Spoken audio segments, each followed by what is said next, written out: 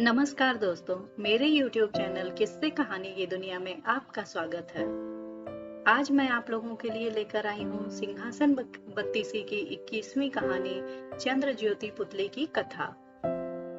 दोस्तों, यदि मेरी कहानी आपको पसंद आ रही है तो प्लीज मेरे चैनल को लाइक व सब्सक्राइब करें, साथ ही बेल आइकन भी प्रेस करें ताकि मेरी अपलोड की हुई कहानियाँ आप तक आसानी से पहुँचती रहें। तो आइए सुनते हैं सिंहासन बत्तीसी की 21वीं कहानी चंद्र ज्योति पुतली की कथा।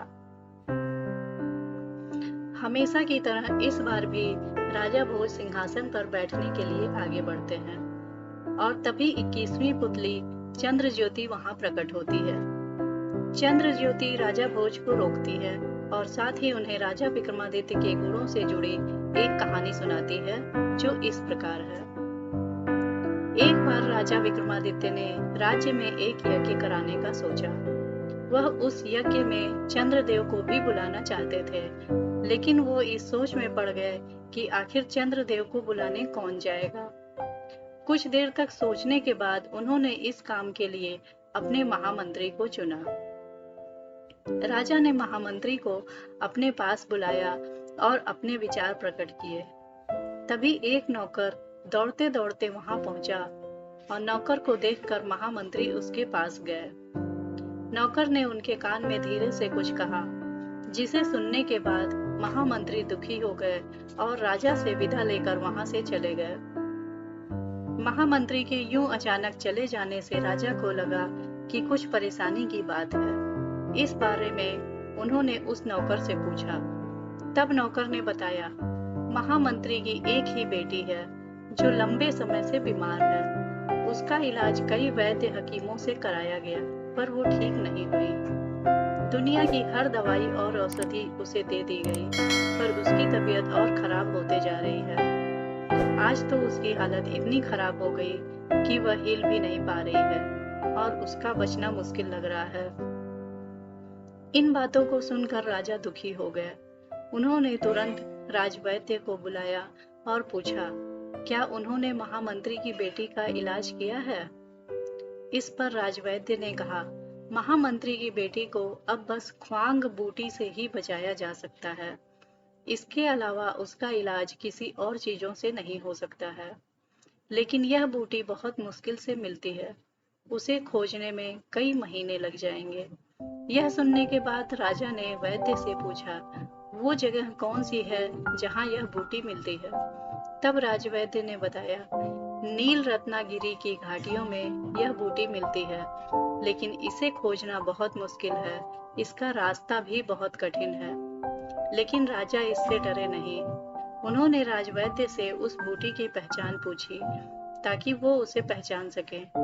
राजवैद्य ने बताया, उस पौधे में आधे नीले और आधे पीले रंग का फूल खिलता है।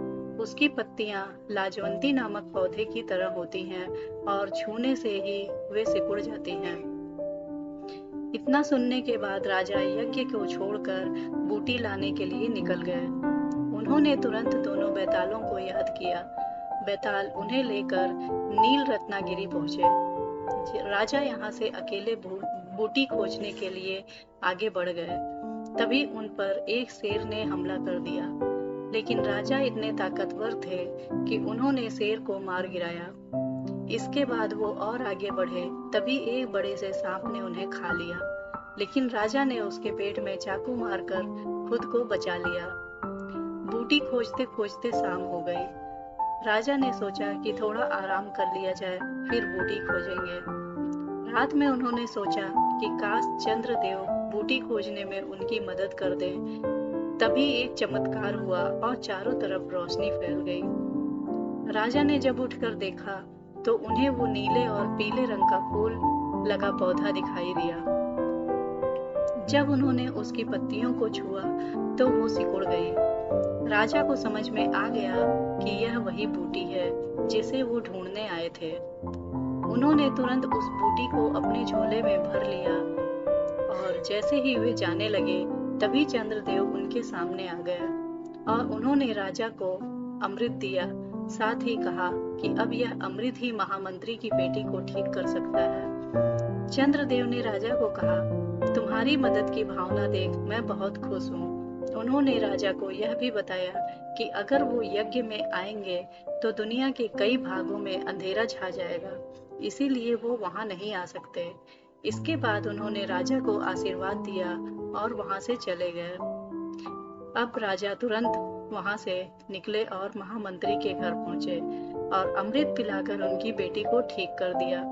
इसके बाद महामंत्री खुश हो गए और उन्होंने राजा को धन्यवाद दिया। कहानी समाप्त होते ही 21वीं पुतली चंद्र ज्योति ने राजा भोज से कहा, अगर आप में भी राजा विक्रमादित्य की तरह हिम्मत और अपनी प्रजा के लिए प्रेम की भावना है तो ही सिंहासन की ओर आगे बढ़ें।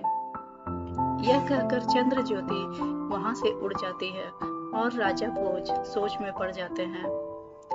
दोस्तों, इस कहानी से हमें यह सीख मिलती है कि हमेशा हमें दूसरों की मदद करनी चाहिए, जैसा कि इस कहानी में राजा ने मंत्री की बेटी के लिए किया है।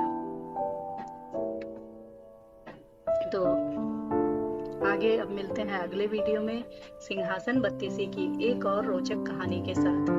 धन्यवाद।